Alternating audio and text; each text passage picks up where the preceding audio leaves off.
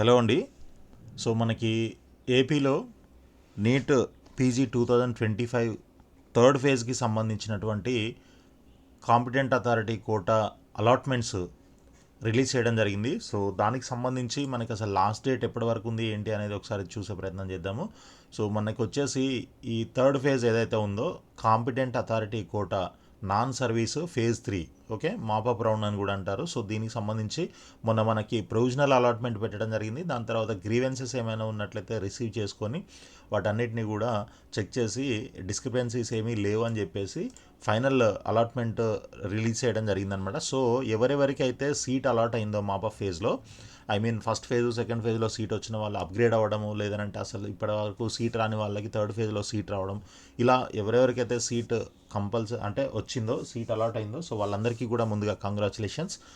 So మీరంతా కూడా 18th లోపల 3 o'clock లోపల మధ్యాహ్నం 3 వరకు మీరు వెళ్ళి మీకు అలాట్ అయిన కాలేజీలో రిపోర్టింగ్ అయితే చేయాల్సి ఉంటుందన్నమాట. సో ఆ రిపోర్టింగ్ చేయడానికి కావాల్సిన డాక్యుమెంట్స్, ఐ మీన్ సర్టిఫికెట్స్, అన్ని సర్టిఫికెట్స్ ఉండాలి మీ దగ్గర, including neat score card, Aadhaar card, pan card, తర్వాత దానికి ఆ కాలేజీకి సంబంధించినటువంటి ఫీజు డీడీ తీసుకోవాలి. దాని తర్వాత ఆ కాలేజీకి సంబంధించినటువంటి బాండ్స్ కొన్ని ఉంటాయి, ఆ బాండ్స్ కూడా మీరు ప్రిపేర్ చేసుకొని అవన్నీ తీసుకొని మీరు కాలేజీకి వెళ్ళాల్సి ఉంటుంది.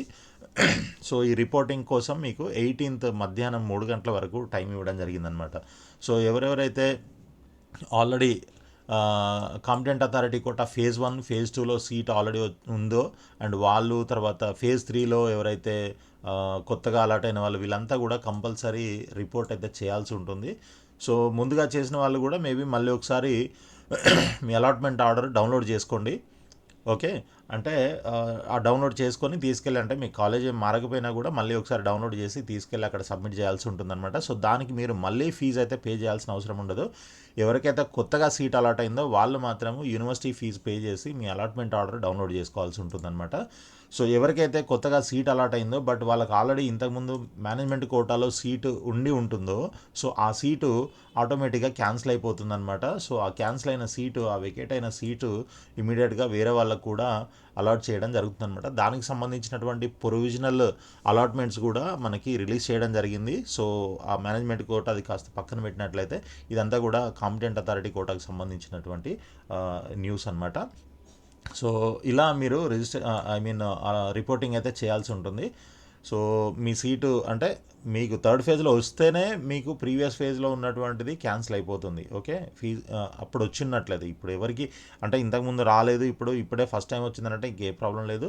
సో డైరెక్ట్గా మీరు అలాట్మెంట్ ఆర్డర్ డౌన్లోడ్ చేసుకోవాలి, సర్టిఫికేట్స్తో పాటు బాండ్స్, ఫీజు ఇవన్నీ డీడీ తీసుకొని మీరు కాలేజ్కి వెళ్ళి రిపోర్టింగ్ అయితే చేసుకోవచ్చు. లేదా ఆల్రెడీ ఫస్ట్ ఫేజ్లో సెకండ్ ఫేజ్లో వేరే కాలేజ్లో మాకు సీట్ అలాట్ అయింది, ఇప్పుడు అప్గ్రేడ్ అయింది అని అనుకున్న వాళ్ళు ఇది డౌన్లోడ్ చేసుకొని, అలాట్మెంట్ ఆర్డర్ డౌన్లోడ్ చేసుకొని ఇమీడియట్గా మీకు ఇంతకుముందు కాలేజ్ ఎక్కడైతే మీరు రిపోర్టింగ్ చేశారో అక్కడికి వెళ్ళి ఈ అలాట్మెంట్ ఆర్డర్ చూపించినట్లయితే వాళ్ళు మీ సర్టిఫికేట్స్, ఫీజులు, బాండ్స్ అన్నీ మొత్తం రిటర్న్ ఇచ్చేస్తారు. అవి తీసుకొని వచ్చేసి మళ్ళీ మీకు కొత్తగా అలాట్ అయిన కాలేజ్ ఏది ఉందో దానికి సంబంధించిన డీడీ తీసుకోవడము, లేదంటే ఆ బాండ్స్ కూడా మళ్ళీ మార్చుకోవడం, ఇవన్నీ చేసి దాని ప్రకారంగా మీరు అవన్నీ తీసుకెళ్ళి మళ్ళీ ఈ కాలేజీలో రిపోర్టింగ్ అయితే చేయాల్సి ఉంటుంది. గుర్తుపెట్టుకోండి, 18th మధ్యాహ్నం 3 గంటల వరకు మాత్రమే టైం ఉంది. సో ఈరోజు 16th, 17th, 18th 3 రోజులు టైం ఉందన్నమాట మీకు. సో ఆల్ ది బెస్ట్ అండి. Thank you so much. ఇంకా మీకు దీనికి సంబంధించి మనకి కాలేజ్ వైజ్ అలాట్మెంట్ కూడా ఇక్కడ క్లియర్గా ఇవ్వడం జరిగింది. సో ఏ కాలేజీలో ఏ కోర్సులో ఎవరికి సీట్ వచ్చింది అండ్ అది ఏ ఫేజ్లో వచ్చింది అనేది కూడా మనకి ఇక్కడ క్లియర్గా మెన్షన్ చేసి ఉంటుంది. మీ యొక్క rank, score and roll number, మీ నేము, ఇవన్నీ కూడా క్లియర్గా దీంట్లో మెన్షన్ చేసి ఉంటాయి.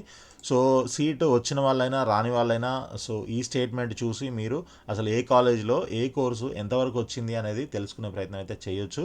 సో ఇప్పటివరకు సీట్ రాని వాళ్ళు ఎవరైనా ఉన్నట్లయితే వాళ్ళకి మేబీ స్టే వేకెన్సీ రౌండ్లో ఏమైనా సీట్ వస్తుందా అని తెలుసుకోవాలనుకున్న వాళ్ళకు కూడా ఇది ఉపయోగపడుతుందన్నమాట. సో పర్టికులర్గా ఒక కాలేజ్లో ఒక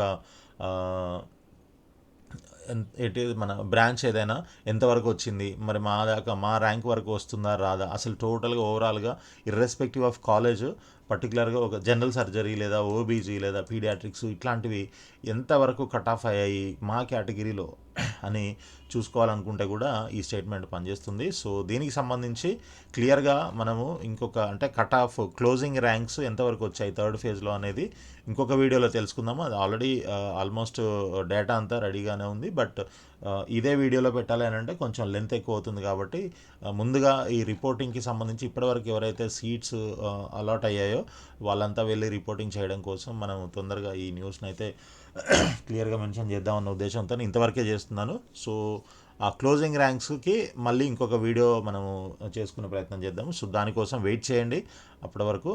సో మన ఛానల్ని సబ్స్క్రైబ్ చేసి ఫాలో చేస్తూ ఉండండి. ఈ వీడియోని లైక్ చేసి మీ ఫ్రెండ్స్ కూడా షేర్ చేయండి. ఆల్ ది బెస్ట్ అండి. Thank you so much.